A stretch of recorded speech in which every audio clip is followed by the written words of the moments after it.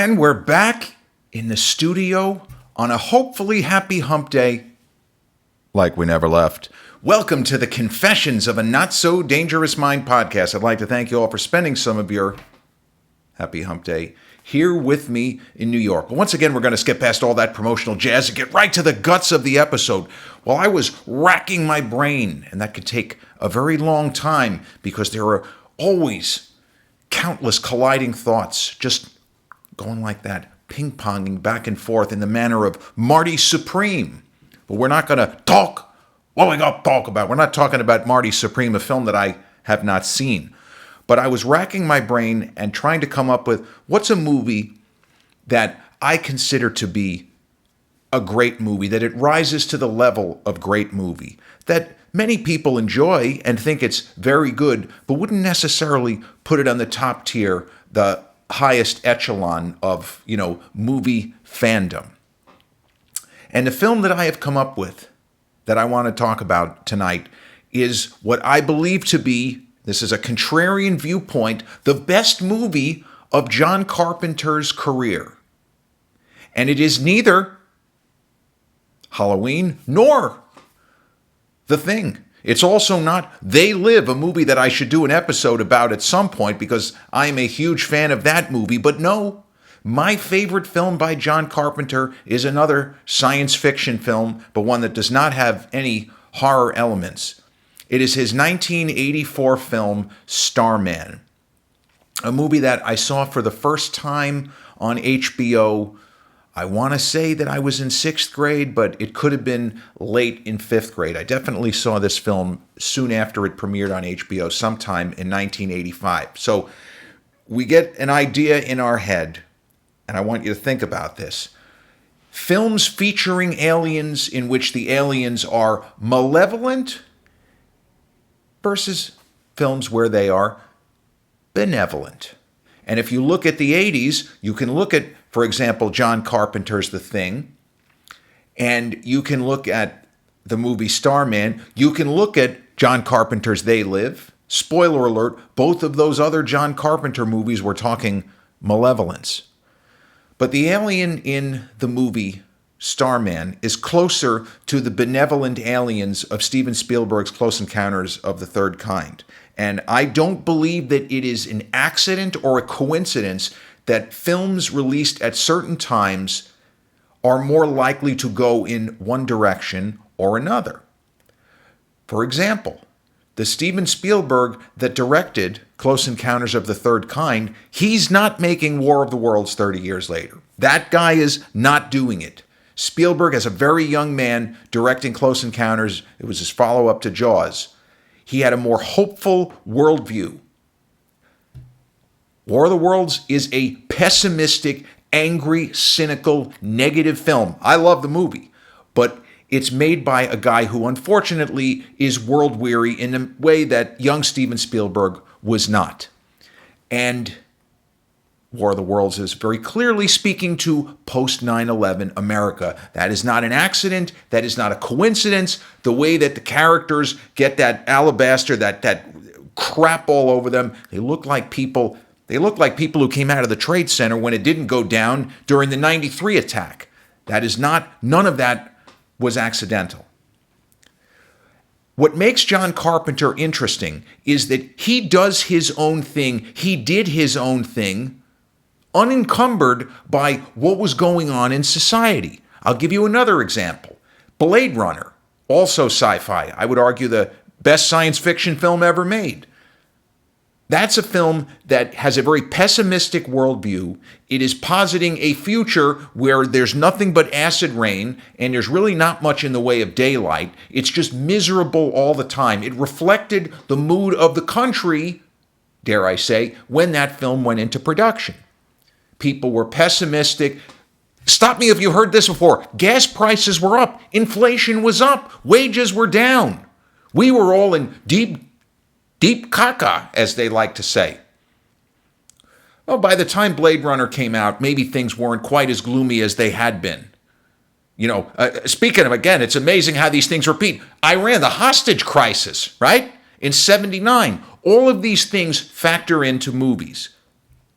Blade Runner 1982. Depressing, somber.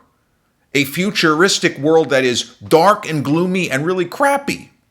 A decade later, you get Demolition Man. It's bright, it's colorful, it's sanitized.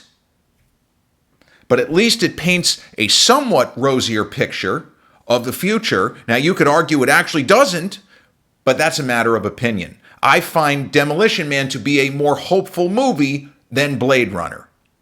I find Starman to be a far more hopeful movie than either The Thing or They Live. And I'm not really taking that big of a leap here. I think most people would agree with that. But what Starman has is the single best performance of Jeff Bridges' career. And that is also not really what you would call a contrarian position. He remains the only actor nominated for a Best Actor award for playing an alien, or while playing an alien would be more accurate, because technically he plays the character of Scott Hayden in archival footage. But Starman always spoke to me, because as a kid, I guess I imagined, even though E.T., I should have brought E.T. up, E.T. has a benevolent alien, and an alien race that is kind and decent. And, the Star Wars movies kind of go a little bit both ways, but most of the aliens in those films, they're not altogether malevolent. Starman takes a very unusual story. I mean, the film takes the form of a road movie, is where I was trying to go with that. It's not what you expect when you think alien film, a film with a person dealing with an alien or something along those lines. You're not expecting, a Bob Hope, Bing Crosby road movie. You're not expecting Planes, Trains, and Automobiles, or dare I say, Midnight Run with Charles Grodin and Bobby D 4 years later. But the central conceit of the film, and, when you're making a movie about alien or aliens, speaking of, obviously, Ridley Scott and James Cameron, those are very bloodthirsty and non-benevolent aliens, and I think those movies had nothing to do with society. They're also, the first one was made by Ridley Scott, who was British, so he wasn't making any commentary in 1979 that I can see about what it's like in good old US of A at that time. But what John Carpenter does here is he doesn't want to get bogged down in what are we going to make the aliens look like. So he skips past that. He doesn't bother with it. And the central conceit of the film is that a man that we meet in archival footage, played by Jeff Bridges, we can surmise his name is Scott Hayden, and his wife, now his widow, played very well by Karen Allen. This is about 3 years after Raiders of the Lost Ark. He has died tragically in a car accident, we're led to believe. And she is, you can't really say that she's spiraling as the movie opens. She's already spiraled. And now it's a question of how much worse is life going to get for her before she's able to come out of this horrendous sadness, depression, the love of her life. He's gone. He died needlessly. So the alien comes to Earth and assumes the form of her dead husband. And he looks exactly like him through DNA. I mean, this is cloning, right? This is what this movie is, basically. Strands of his hair. The alien race is advanced enough. We're in a matter of a couple of minutes. Whatever it is, the beams of light that represent the alien, I guess, suddenly we have Jeff Bridges, very herky-jerky, very kind of bird-like, you might say, but he looks exactly like her dead husband, right to the shade of the brown hair. And he's not where he's supposed to be. He's got to get somewhere else, and he's going to need somebody to take him there. And the movie never really feels like it's going down a dangerous path, that this alien is going to be destructive. But the kind of social commentary in this film, which I, again, can't really take issue with, is that the government, I get to do it again, the government are the bad guys. And you know that this level of cynicism, even for the era, This would be the Reagan's first term when this film was in production and came out. This is not really about Reagan. But the cynicism in this film is to me accurate. It's dead on accurate, because this is the kind of thing that we would have seen before the mid-1980s and after. Because what this film posits, and I mentioned science fiction and other movies of different times. In the 90s, you had benevolent aliens and not. The movie Contact, based on the Carl Sagan book, I don't know that I would call that a movie about aliens. That's a stretch. But that's a film that suggests higher intelligences, alien races that could be from Krypton for all we know, are not meaning to harm us. They might be curious, but they don't mean us harm, unlike, obviously, Independence Day. But similar to what Sagan does in Contact. And I feel like this movie, and John Carpenter, might have taken a little bit of inspiration, because I think Carl Sagan's book came out in the 70s, and I'm sorry if I'm wrong, but there's similar concepts. The idea of NASA and other organizations around the world, if we work with the Russians on the space station, there are certain things that we would team up with them for. Sending out the good version of a distress signal, sending information out into the universe in the hope that somebody will answer, in the hope that there is intelligent life out there somewhere, that there are ETs, ET phone home out there. And the movie Contact gets into this, but different to what happens in Starman, the United States government is not immediately hostile, immediately assuming that they mean harm, and they go about constructing, I guess you could call it a spacecraft, assuming that this is all real, and that's where that movie goes. And James Woods kind of plays the government. He's the guy who is skeptical, cynical, this is all bullshit, and he has an unbelievable moment where he kind of dresses down Jodie Foster, and he starts carrying on about, we did all of this so you could go windsurfing with your dear old dad. And that is such a great, it's so James Woods.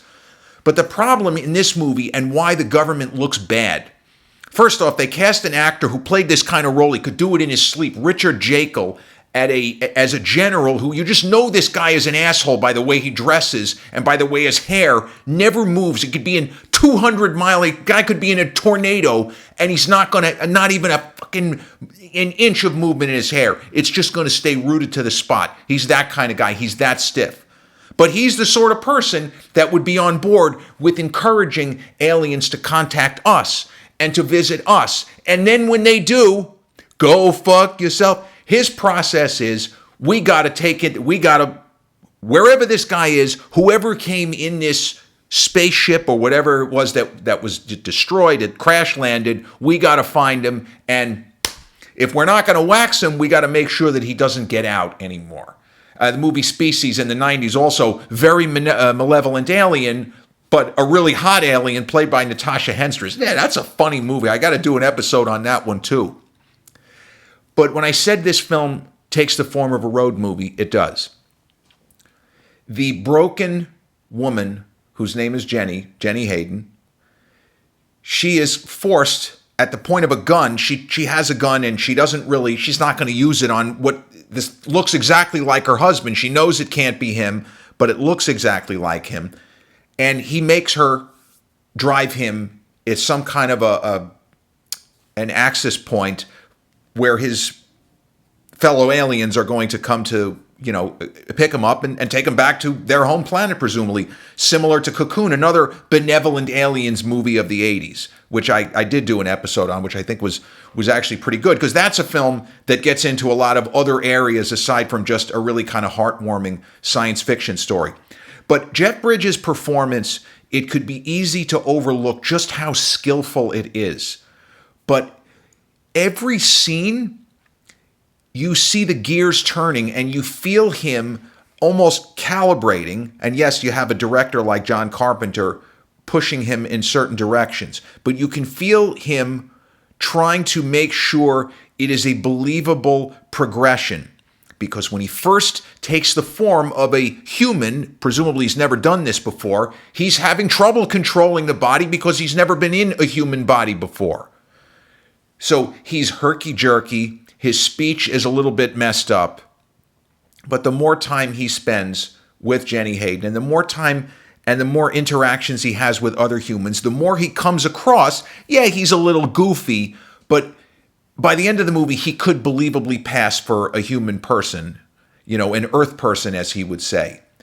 And every step of Bridges' performance it's believable. And, 1984 was not a year that he was going to win. He was not going to win Best Actor because it was F. Murray Abraham for Amadeus. And, Tom Hulce had, to me, just as much claim on that award as F. Murray Abraham. They both give such spectacular performances, but Bridges, in his own way, is just as impressive.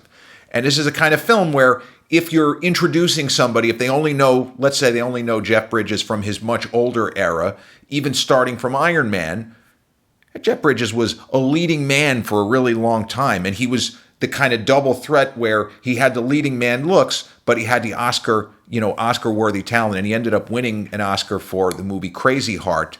Very similar kind of a film to what Robert Duvall in the early to mid-'80s with Tender Mercies, how he won his Oscar. But Jeff Bridges' first Oscar nomination was for 1974's Thunderbolt and Lightfoot, a film where he more or less steals the movie from Clint Eastwood. In Clint's entire career, in movies where his character is supposed to be the alpha, where Clint plays the lead, the only movie where you could make an argument where somebody almost steals it from him, John Malkovich in The Line of Fire. And the only other movie, Jeff Bridges in Thunderbolt and Lightfoot. But in that movie, I sensed that Clint was ceding some ground to Jeff because he knew just how great Jeff was in this role. And the fact that Clint allows Jeff Bridges to walk away with the movie showed a little bit of maturity for Clint, who was, I guess he was in his early to mid-40s at the time, but it just showed what a tremendous talent Bridges had, that he was great with drama, he was great with comedy. Look at him as a kid in The Last Picture Show in 1971. Also a big year for Clint with Dirty Harry. But Karen Allen's performance is really good. She gets to run the gamut of emotions from the pit of despair and borderline alcohol abuse, if not full-on alcohol abuse, and then the kind of joys and the rebirth of her finding a reason to live, even if it's temporary. And then by the end of the film, she really does have a reason to live. And so the cynicism that I mentioned is the idea that we invited not this particular race of aliens that Jeff Bridges represents, but we invited we invited alien races, people from across the galaxy. We invited them here. We're inviting contact with them. Why would we behave hostile towards them when they have not shown any hostility towards us? And that's really, I think that's exactly what would happen today. I don't think that if we really know there's UFOs and all of this shit, if there was any idea that there was an alien race en route, we would try to blow them out of the sky, even if we had been going 50, 60, 70, 80 years welcoming communication, welcoming first contact, right? 2010, the year we make contact. 2001, A Space Odyssey, and Star Trek First Contact, right? It's exactly what would happen. And it's unfortunate, but it's the reality. And I would be scared shitless, quite frankly, if there was a race of aliens. They're about 6 months away. Let's just see what happens. Yeah, I think that I would be on board with trying to blow them out of the sky. We don't want to take any chances. It's going to be like the aliens from Independence Day in 96. Or The Arrival earlier in 96 with Charlie Sheen. Really one of Charlie's best performances. I mean, that movie was not supposed to be a comedy, but he had some great moments of humor in that. But it shows over the decades where Hollywood had some movies where the aliens are all evil, movies where they're all good, they're benevolent. The film Real Men, which I talked about in the Guilty Pleasure series with John Ritter and Jim Belushi, those are benevolent aliens, but they have they are offering us power that could destroy the planet. So they're kind of putting it in our hands. Are we going to be benevolent or are we not going to be benevolent? That was kind of an interesting twist on that. Because the character of Scott Hayden is dead, this film cannot have an unabashed happy ending because it's not going to it's not going to be the movie Splash, which to me, a lot of people love the ending, but the ending of that movie is awful. I think the last 20 minutes of that film is atrocious after being a phenomenal movie up to that point. So you're not going to have that kind of ending. You're not going to just randomly go with an alien back to their world, although the movie Cocoon gets into that. But I think in that film, it's handled beautifully and in a way that is logical, and the characters talk it out. It's not rushed. It's not last minute. It makes perfect sense. And for the story, that's a story about old people recapturing youth. There are extra layers in that. But this, it could have an upbeat ending, but it's going to be a modified upbeat ending. Because if you fall in love with the alien who looks like your husband, who you wouldn't have fallen in love with if he didn't look like your husband, there's all kinds of stuff that you can get into here. But Karen Allen's performance is great, and Jeff Bridges is just, he's revelatory. Maybe in another year, maybe if it had come out in 1985, maybe William Hurt doesn't win for Kiss of the Spider-Woman. But then again, maybe Harrison Ford, his only Oscar nomination, how about that, for Witness. Maybe Harrison Ford takes it for Witness, but maybe Jeff Bridges, if Starman comes out the following year, maybe he gets Best Actor. But how about a renegade pick? How about Michael J. Fox for Back to the Future? I mean, that's one of the great comic performances of all time. It's got to be in the top 10, right? Anyway, Charles Martin Smith, a very interesting actor who appeared in another science fiction film in the 90s, which doesn't deal with aliens. It deals with deadly comets and or asteroids like Armageddon. Deep Impact. Charles Martin Smith plays a similar kind of character in Starman. He works for the government, but he's one of the good guys. He's one who does not automatically assume hostility. And when he finds out what's going on, his default setting is, well, we need to get more information. This is incredible. This could be an amazing breakthrough for science, for mankind. Not really. It's never going to happen that way. The way the way it's structured and the way the government is now, the way that they're behaving. We just want to fight. They'll just blow them out of the sky. Assume that everybody is hostile 100% of the time. You're going to be right some of the time. Or in the movie Night of the Living Dead, you know how you kill the zombies? Here's how you kill the zombies. You put a bullet through their head. That's how you kill the zombies. Won't that kill a human person too? Yeah. Now I rest my case. So there's a sequence in the film where they run out of money. Karen Allen's character loses her wallet and starts freaking out. Jeff Bridges' alien has what you would have to call some level of magical powers. He has these little things, they look like silver balls. They don't look like brass balls, but he has these things. They look like these little silver balls, almost something that you could be moving back and forth. It would be that, but he has 6 of them. And each one of them contains the ability to do something that can't be done by normal people. So, for example, there is a deer that has been shot by a couple of hunters. Where a movie Sympathies lie, where the hunters are the assholes, and when Jeff Bridges brings a deer back to life, that's kind of a stand-up and cheer moment. But he has certain things that he doesn't need the 6 little balls, then 5, then 4, then 3, that he doesn't need them for. So they're in Vegas. She has forgotten her or lost her wallet, and they still have a long ride ahead, and they don't have any money. So now they're really screwed. But she sees she just got some quarters or whatever. He takes a quarter and he wins like $30,000. This is not a funny movie, but that moment when we realize that he wins a jackpot is absolutely a riot. And, there's certain plot contrivances where you say, well, this probably wouldn't happen. But the film's gentleness of spirit from John Carpenter, who made, Escape from New York, sci-fi, Escape from LA, sci-fi, Ghosts of Mars. He's made a lot of very pessimistic movies.